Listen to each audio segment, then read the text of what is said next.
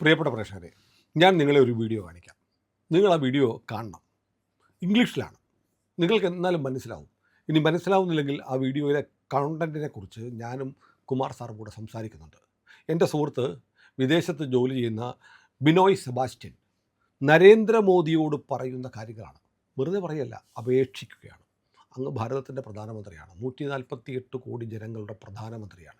പക്ഷേ നമ്മുടെ രാജ്യത്ത് സമീപകാലത്ത് നടന്നുകൊണ്ടിരിക്കുന്ന കാര്യങ്ങൾ കണ്ട് ഈ രാജ്യത്തെ സ്നേഹിക്കുന്ന ഒരു പൗരൻ ബിനോയ് സെബാസ്റ്റ്യൻ അദ്ദേഹത്തോട് അപേക്ഷിക്കുകയാണ്. പ്രിയപ്പെട്ട മോദിജി, നിങ്ങൾ സ്വന്തം ജനതയ്ക്ക് മേൽ വിമാനം ഉപയോഗിച്ച് എയർഫോഴ്സിനെ കൊണ്ട് ആക്രമിച്ച ഇന്ദിരാഗാന്ധിയെ ഉരുക്കു വനിത എന്ന് വിളിക്കുന്ന ജനങ്ങളുള്ള ഈ രാജ്യത്ത് ഇന്ദിരാഗാന്ധിയെ പോലെ ആവണ്ട, പക്ഷേ കുറച്ച് കാര്യങ്ങൾ നിങ്ങൾ ചെയ്യണം മോദിജി എന്ന് വിലപിക്കുന്ന, അപേക്ഷിക്കുന്ന ഒരു ഭാരത പൗരൻ്റെ വീഡിയോ ആണ് നിങ്ങൾ കാണാൻ പോകുന്നത്. ഇത് കാണുക. അതിനുശേഷം അതേക്കുറിച്ച് എനിക്ക് കുമാർ ചെല്ലപ്പൻ സാറിനോട് കുറച്ച് കാര്യങ്ങൾ ചോദിക്കാറുണ്ട്. For quite some time, I've been called as a Modi Bhakt by those who know me. I don't blame them. They're true to some extent. I'm one of those people who religiously follows Modi ji, his visits, his videos, his speeches, and instantly comment, praising him, supporting him. Because in my generation, I've not seen a PM more keen than Modi ji in making India great again. So my love towards Modi ji is purely based on my love towards my nation. But Modi ji, I'm sorry to say this, with all my respect to you. I'm glad that you shouted of late about Dimagi Naxals.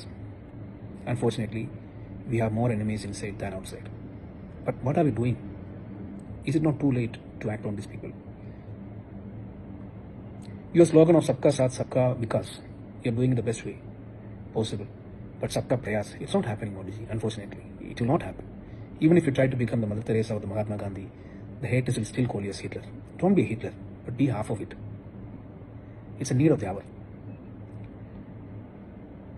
Indira Gandhi, who used Article 356 in dismissing more than 50 elected governments, state governments, she's been called as Iron Lady of India. Who imposed emergency, who thrashed media, she's been called as Iron Lady of India. Who used force against, Air Force against her own people in Mizoram, she's been called as Iron Lady of India. Don't be Indira Gandhi, but be at least half of her. The time needs that. On the Dimagi Naxals, start with those 203 people who filed a petition, clemency petition, to commute the death sentence of Ajmal Kasab. Start with that. A terrorist who opened fire and killed 186 Indian citizens, who injured more than 200 people, and there is clemency petition signed on his behalf to stop the death sentence of Ajmal Kasab. And those 203 people are still left free in India. They're living in India. Let them be businessmen. We don't care. Let them be politicians. Let them be the superstars. Let them be the media people. As a common man of India, this is my humble plea to catch with those people. Start with them. We saw placards being raised, the slogans raised during this cockroach strike now, in support of Umar Khalid. What was his slogan? Bharat ki barbadi tak jang rahegi. Openly saying the destruction of India, and people supporting him. And those cockroaches are still free in the street, freely living. This will not happen anywhere in the world. This is not our strength, this is our weakness. And this has crossed all the limits. Yesterday, some so-called Dimagi Naxals shouting and abusing our soldiers. I can't imagine a person who's traveled so many countries, that any country, that any citizen will abuse a uniformed soldier or a police and get away with that.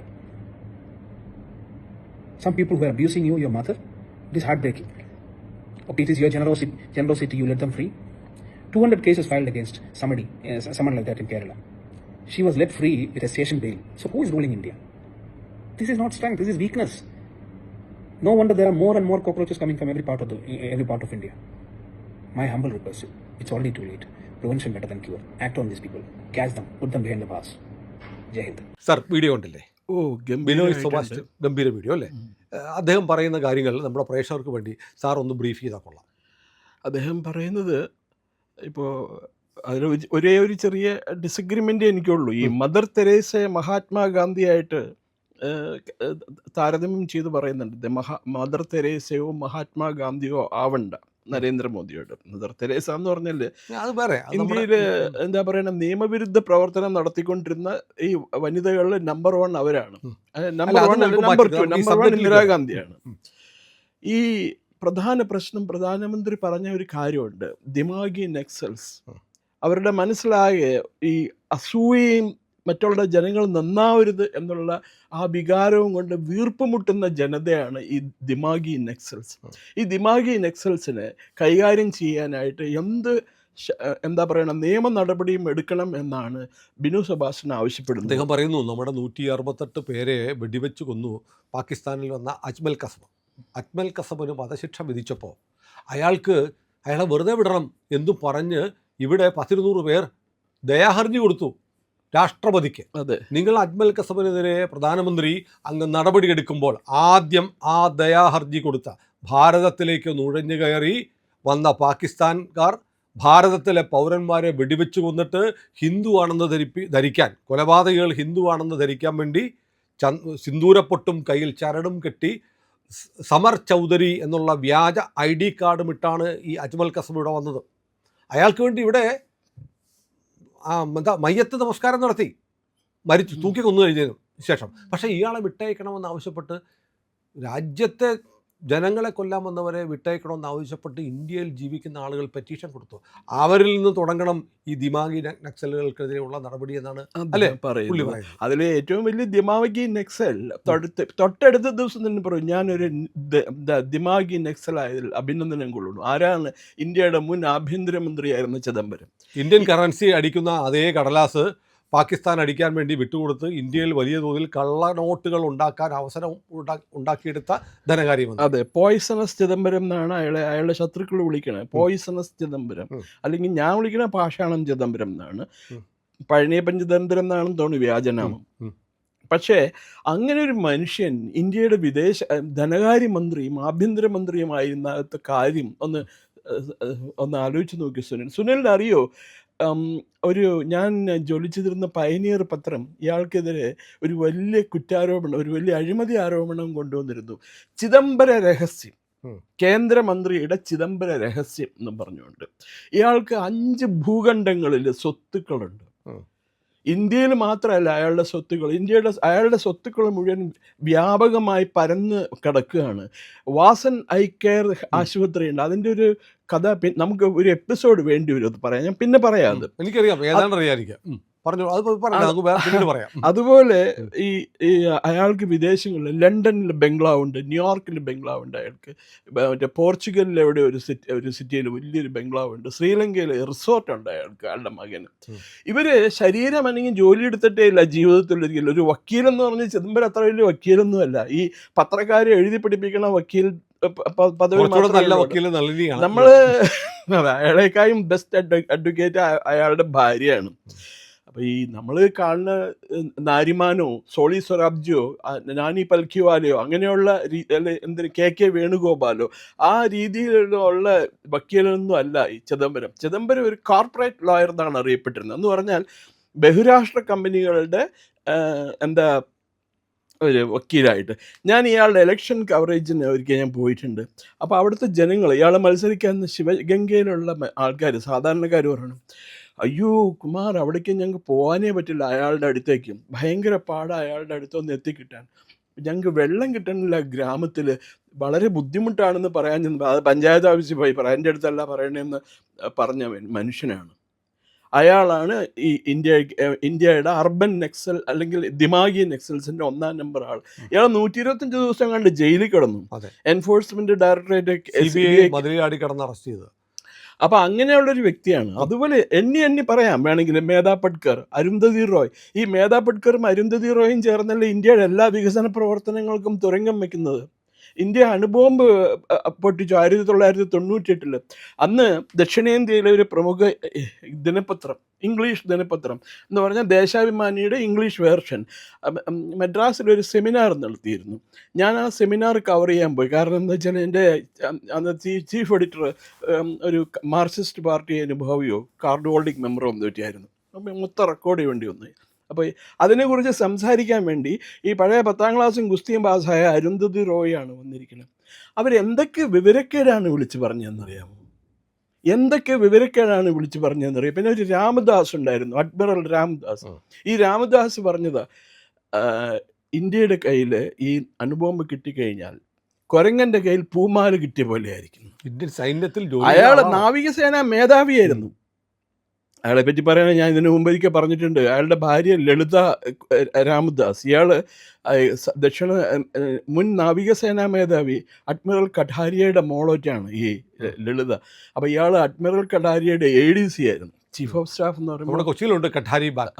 അത് ആ ഓർമ്മയിലാണ് കഠാരി നിട്ടിരിക്കുന്നത്. അപ്പോൾ അയാളുടെ മകളായിരുന്നു. അപ്പോൾ അവിടെ പോയി ഇന്ന് ഇയാളുടെ ADC ആയിട്ട് നിൽക്കുമ്പോൾ കണ്ണിറുക്കി കാണിച്ച് വളച്ചെടുത്തായിരിക്കും മിക്കവാറും. പിന്നെ ഇയാളുടെ പ്രൊമോഷനൊക്കെ നാച്ചുറലി അന്ന് ഇന്ദിരാഗാന്ധിയാണല്ലോ ഭരിക്കണേ, അങ്ങനെ കിട്ടിപ്പോയതായിരിക്കണം പ്രൊമോഷൻ. അല്ലാണ്ട് ഇന്ത്യ കണ്ടിട്ടുള്ള ഏറ്റവും മോശം നാവികസേനാ മേധാവിയായിരുന്നു അയാൾ. അപ്പോൾ അയാൾ അതല്ലേ പറയുള്ളൂ. അതും തമാശ. ഇയാൾ ചീഫ് ഓഫ് സ്റ്റാഫ് ആയിരുന്ന സമയത്താണ് ഇന്ത്യ ഒരു ആണവ സബ്മറൈൻ സോവിയറ്റ് യൂണിയനിൽ നിന്ന് ലീസിനെടുത്ത് ഉപയോഗിച്ചിരുന്നത്.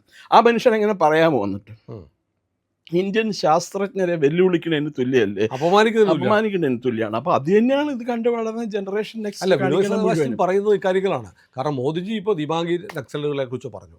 ആർക്കെതിരെ എന്ത് ചെയ്യും? അവർ ഉടനെ വന്നിട്ട് ഒരു വാട്സാപ്പ് കൂട്ടായ്മ ഉണ്ടാക്കിയല്ല, ഒരു സോഷ്യൽ മീഡിയ കൂട്ടായ്മ ഉണ്ടായിരിക്കും, ഞങ്ങളാണ് ദിമാങ്കിനെ, എന്ത് ചെയ്യും എന്നുള്ള വെല്ലുവിളിയാണ്. രാജ്യം അതിന് മുന്നിൽ പതർന്നു നിൽക്കുകയാണ്. പിന്നെ അദ്ദേഹം പറയുന്നുണ്ട് യൂണിഫോം ഇട്ട സൈനികരെ ആക്രമിക്കുന്നു, ഒരു നടപടിയില്ല. ഞാൻ ബ്രിട്ടനിൽ നിന്ന് വന്നൊരു സുഹൃത്ത് എൻ്റെ അടുത്ത് ഒരിക്കൽ പറഞ്ഞ സുനിൽ, ബ്രിട്ടനിൽ പബ്ലിക് വാഹനങ്ങളിൽ നമ്മൾ ഇരിക്കാമെന്ന് വെച്ചോളൂ, ബസ്സിലാണെങ്കിലും ട്രാമിലോ ട്രെയിനിലാണെങ്കിലും സൈനിക യൂണിഫോം ഇട്ട് ആരെങ്കിലും കയറി വന്നാൽ അവർക്ക് ഇരിക്കാൻ സീറ്റില്ലെങ്കിൽ ആരെങ്കിലും അപ്പം തന്നെ എഴുന്നേറ്റ് കൊടുക്കും, സാർ ഇവിടെ ഇരിക്കണം എന്ന് പറഞ്ഞിട്ട്. അതിനെയാണ് കാര്യം. ബ്രിട്ടീഷുകാർ നമ്മളെ ദ്രോഹിച്ചിട്ടുണ്ട്, നമ്മളെ കണ്ടുവാൻ ഉപദ്രവിച്ചിട്ടുണ്ട്. പക്ഷേ അവരെ സംബന്ധിച്ചിടത്തോളം ഒരു സൈനികൻ അവരുടെ സുരക്ഷ ഉറപ്പാക്കുന്ന ഒരു ദൈവദൂതനാണ് അവർ. അതുകൊണ്ട് അവർക്ക് കിട്ടുന്ന അഭിമാനവും അതല്ലെങ്കിൽ അവർക്ക് കിട്ടുന്ന അംഗീകാരവും ഒന്ന് വേറെ തന്നെയാണ്. പണ്ടൊക്കെ പറയുമ്പോൾ കോക്രോച്ച് പാർട്ടിയുണ്ട്. കോക്രോച്ച് എന്ന് പറഞ്ഞാൽ തന്നെ പാറ്റ എന്ന് പറഞ്ഞാൽ തന്നെ അവലക്ഷണം പിടിച്ചവർക്ക് ആർക്കാണ് ഇതിന്റെ വെറുപ്പല്ലേ പാറ്റകളെ കാണാൻ. പണ്ടൊക്കെ നാഫ്തലിൻ മതിയായിരുന്നു കൂറകൾ അകറ്റാനായിട്ട്. ഇന്ന് നാഫ്തലിനെ റെസിസ്റ്റ് ചെയ്യാൻ പാർട്ടികൾക്ക് കഴിവായി കൂടുതലായി. അപ്പൊ അതുകൊണ്ട് ബുള്ളറ്റ് ഹിറ്റ് അതിനപ്പുറത്തുള്ള വേറെ എന്താന്ന് വെച്ചാൽ അത് തന്നെ വേണ്ടി വരും. ഈ അർബൻ നെക്സലായിട്ട് ഇവിടെ ഈ ദിമാഗി നെക്സൽസ് കേരളത്തിലുണ്ടല്ലോ, ഇഷ്ടം പോലെ മാധ്യമങ്ങളിലുണ്ട്. കേരളത്തിലെ മാധ്യമങ്ങളിലെ മാധ്യമ പ്രവർത്തകരിൽ ബഹുഭൂരിപക്ഷം എല്ലാ വികസന പ്രവർത്തനങ്ങളും എന്താ പറയണ തുരങ്കം വയ്ക്കാനായിട്ടാണ് അവർ നടക്കുന്നത്. ബിനോയ് പിന്നെ മറ്റെന്ന് പറയുന്നത് ശ്രദ്ധിച്ചോ? കാരണം അങ്ങയുടെ മാതാവിനെ കുറിച്ച് പറയുന്നു. മാതാവിനെ കുറിച്ച് ഏറ്റവും നിന്ദ്യമായ രീതിയിൽ അപമാനിക്കുന്ന തരത്തിൽ പറഞ്ഞിരിക്കുന്ന ആള് കേരളത്തിൽ വന്നിട്ട് കൂളായിട്ട് പോലീസ് സ്റ്റേഷനിൽ നിന്ന് ഒരു ഒപ്പിട്ട് കൊടുത്തിട്ട് ഇറങ്ങിപ്പോകുന്നു. അതെ. എന്നിട്ട് മോദിയുടെ പേര് ഏകാധിപതി, ഫാസിസ്റ്റ്, ഡിക്റ്റേറ്റർ. അപ്പോൾ മോദി കുറച്ചെങ്കിലും ഹാർഡ് ആവണം എന്നാണ് അല്ലേ? അതെ. ഇത് ബിനു മാത്രമല്ല കേട്ടോ പറയണ്ടത്. ടി.ജി. മോഹൻദാസ് പറഞ്ഞിട്ടുണ്ട്. സുനിൽ തന്നെ ഒരു എഡിറ്റോറിയലിൽ സുനിൽ പറഞ്ഞിട്ടുണ്ട് വളരെ അതെ, പ്രത്യേകിച്ചെങ്കിലും മോദി നീറ്റ് പരീക്ഷയുടെ ക്വസ്റ്റ്യൻ പേപ്പർ ലീക്കായ സമയത്ത് എനിക്ക് ഇപ്പോഴും ഓർമ്മയുണ്ട്. മറ്റൊരു വീഡിയോ ഞാൻ ചെയ്തു, മോദി കുറച്ചെങ്കിലും ഫാസിസ്റ്റ് ആവണം എന്ന് പറഞ്ഞിട്ട്. അതെ, ഞാൻ ഓർക്കുന്നുണ്ട്. അപ്പോൾ ഇത് പൊതുവെ മോദി ഭക്തരുടെ അല്ല, ഇത് ജനാധിപത്യം പുലരണം, ഈ നാട്ടിൽ സൗഹാർദ്ദം പുലരണം, ഈ രാജ്യം നന്നാവണം, ഈ രാജ്യം പുരോഗതി നേടണം എന്ന് ആഗ്രഹിക്കുന്ന ഓരോ മനുഷ്യൻ്റെയും വാക്കുകളാണ് സുനിലിൻ്റെയും ബിനോയുടെയും മോഹൻദാസിൻ്റെയും വാക്കുകളിലൂടെ. ഞാൻ കുറച്ച് കടുപ്പം ചിലപ്പോൾ പറയും, തീവ്രവാദിയായിട്ട് എന്തെങ്കിലുമൊക്കെ പറയുമായിരിക്കും. കാരണം അതിപ്പോൾ ചിലർക്ക് ഇഷ്ടപ്പെട്ടു എന്നിരിക്കില്ല. ഈ വെട്ടൊന്നും തുണ്ടം രണ്ടെന്നുള്ളതാണ്. ഇപ്പം പോലീസുകാരെന്നെ അറസ്റ്റ് ചെയ്യാമെന്നാലും ഞാൻ എൻ്റെ 2 കാലും കാണിച്ചു കൊടുക്കും. അവർക്ക് ഇത്രയും നീരുണ്ട്, അത് കാരണം വരാൻ ബുദ്ധിമുട്ടാണ്. വേണമെങ്കിൽ വരാം, പക്ഷെ അവസാനം എന്തെങ്കിലും പറ്റിക്കഴിഞ്ഞാൽ നിങ്ങൾ തന്നെ ഉത്തരവാദിത്തം ഏറ്റെടുക്കണം എന്ന് പറഞ്ഞിട്ടേ ഞാൻ പോവുള്ളൂ. മോഹൻദാസിനെ മട്ടാഞ്ചേരിയിൽ നിന്ന് അറസ്റ്റ് ചെയ്ത് തിരുവനന്തപുരത്ത് വരെ കൊണ്ടുപോകേണ്ട വല്ല ആവശ്യമുണ്ടായിരുന്നു? എന്നിട്ട് എത്ര നേരം കഴിഞ്ഞ് ഏതാണ്ട് ടി.ജിക്കെതിരെ ചാർജ് ചെയ്ത അതേ വകുപ്പുകളാണ് പ്രധാനമന്ത്രിയുടെ മാതാവിനെ അധിക്ഷേപിച്ച ആ മനുഷ്യ ജന്മത്തിനും എതിരെ എടുത്തിരുന്നത്. അതെ, ടി.ജിനെ അറസ്റ്റ് ചെയ്ത് ലീഡ് ന്യൂസ് ആക്കിയിട്ടാണ് കേരളത്തിലെ എല്ലാ ചാനലുകളും ടെലികാസ്റ്റ് ചെയ്തിരുന്നത്. അതാണ്ട് വലിയ ഭീകരനെ പിടിച്ച പോലെ, ദാവൂദ് ഇബ്രാഹിമിനെ പിടിച്ചുകൊണ്ട് പോണ പോലെയാണ് ഈ എഴുന്നേറ്റ് നിൽക്കാൻ ജീവനില്ലാത്ത മോഹൻദാസിനെ പിടിച്ചുകൊണ്ട് പോകുമ്പോൾ വാർത്ത കൊടുത്തത്. അപ്പോൾ ഏതായാലും എനിക്ക് ബിനോയിയോട് എനിക്ക് വലിയ ബഹുമാനമുണ്ട്. കാരണം ബിനോയ് വിദേശത്തിരുന്നു കൊണ്ട് അദ്ദേഹം തൻ്റെ രാജ്യത്തെ സ്നേഹിക്കുന്നു, തൻ്റെ രാജ്യത്തെ സ്ഥിതി ഓർത്ത് പരിതപിക്കുന്നു, തൻ്റെ രാജ്യം ഭരിക്കുന്ന നേതാവിനോട് പറയുന്നു ഇങ്ങനെയല്ല, അങ്ങയോട് എനിക്ക് വലിയ ഇഷ്ടമാണ്, അങ്ങ് എൻ്റെ രാജ്യത്തിൻ്റെ പ്രധാനമന്ത്രിയാണ്, എൻ്റെ രാജ്യത്തെ നയിക്കുന്ന എൻ്റെ നേതാവാണ്, പക്ഷേ ഇങ്ങനെയല്ല, അങ്ങ് കുറച്ചുകൂടെ ഈ സോഫ്റ്റ്നെസ് മാറ്റണം, ഇല്ലെങ്കിൽ നമ്മുടെ രാജ്യം നശിച്ചു പോകും എന്നാണ് ബിനോയ് പറഞ്ഞതെന്നാണ് ഞാൻ മനസ്സിലാക്കുന്നത്. അത് സുനിൽ, പക്ഷെ അതിന് വേറൊരു കാര്യം കൂടിയുണ്ട്. ബിനോയ് പഠിച്ചത് കഴക്കൂട്ടം സൈനിക് സ്കൂളിലാണ്. സൈനിക് സ്കൂളിൽ പഠിക്കുന്ന ഓരോ കുട്ടിയും രാജ്യസ്നേഹവും അതുപോലെ രാജ്യത്തോട് അങ്ങനെയൊന്നും പറയില്ല. സിനിമയിൽ അഭിനയിക്കുന്ന ചില വാഴകളുണ്ട്, അവരും സൈനിക സ്കൂളിൽ പഠിച്ചതെന്നാണ് പറയുന്നത്. നമസ്കാരം. അപ്പോൾ ബിനോയിയെ ആ കാറ്റഗറിയിൽ പെടുത്തണ്ട. നമസ്കാരം. ഇനിയൊന്നും പറയാനില്ല എനിക്ക്. ഏതായാലും പ്രിയപ്പെട്ട ബിനോയ്, നിങ്ങളുടെ വീഡിയോ ഞങ്ങളെ വല്ലാതെ സ്പർശിച്ചു, ഞങ്ങളുടെ മനസ്സിൽ കൊണ്ടു. അതുകൊണ്ട് കേരളം ബിനോയിയുടെ ശബ്ദം കേൾക്കണമെന്ന് ഞങ്ങൾ ആഗ്രഹിക്കുന്നു. അതുകൊണ്ടാണ് പ്രിയപ്പെട്ട പ്രേക്ഷകരെ, നിങ്ങൾ ബിനോയ് പറഞ്ഞ വാക്കുകൾ കേൾക്കണം. ഇത് നമ്മുടെ രാജ്യത്തിൻ്റെ ഭരണാധിപൻ്റെ കാതുകളിലെത്തണം. അദ്ദേഹത്തിന് കുറച്ചുകൂടി ഇനിയും നരേന്ദ്രമോദി എന്താ കേൾക്കാനുള്ളത്? അദ്ദേഹം ഫാസിസ്റ്റായി, മരണത്തിൻ്റെ വ്യാപാരിയായി, നരാധവനായി, കെനിയയിൽ വെള്ളപ്പൊക്കമുണ്ടായി, ഉത്തരവാദി നീചജന്മം എന്ന് വിളിച്ചു അദ്ദേഹത്തെ. അങ്ങനെ അദ്ദേഹം ഫാസിസ്റ്റ് എന്ന് എപ്പോഴേ വിളിക്കട്ടു. ഇനി നിങ്ങൾക്ക് ഇത്തിരി ഫാസിസ്റ്റ് ആയാൽ എന്താണ് പ്രിയപ്പെട്ട മോദിജി? ഇത് ഇന്ത്യ ചോദിക്കുന്ന ചോദ്യമാണ്. ഉത്തരം അങ്ങയുടെ കയ്യിലാണ്. ഒന്നുമില്ലെങ്കിലും അമിത്ഷായോടെങ്കിലും മിനിമം ആക്ട് ചെയ്യൂ എന്ന് പറഞ്ഞാൽ മതി, ബാക്കി കാര്യങ്ങൾ അവിടെ നടന്നോളൂ. പ്രിയമുള്ളവരെ, ഇങ്ങനത്തെ കാര്യങ്ങൾ നമ്മൾ പറയണ്ടേ? ഏതായാലും ബിനോയുടെ വീഡിയോ കണ്ടപ്പോൾ ഒരിക്കൽ കൂടി മുമ്പ് നമ്മൾ പറഞ്ഞിട്ടുള്ള വിഷയങ്ങളാണ് കുമാർ സാറിനെ കൂടെ ഇരുത്തിക്കൊണ്ട് പറയാൻ പറ്റി. ഇത് നിങ്ങൾ ഓരോരുത്തരുടെയും അഭിപ്രായമാണ്, നിങ്ങളുടെ മനസ്സിലുള്ള കാര്യങ്ങളാണ് എന്ന് എനിക്ക് 100% ഉറപ്പാണ്. ഈ ഓണക്കാലത്ത് നമുക്ക് നമ്മുടെ രാജ്യത്തെക്കുറിച്ചും വർത്തമാനം പറയാനും ഓർമ്മിക്കാനും കഴിയുന്നു എന്നുള്ളത് നമ്മളെല്ലാം രാജ്യസ്നേഹികളായതുകൊണ്ടാണ്. എല്ലാവർക്കും ഓണാശംസകൾ. ജയ് ഹിന്ദ്.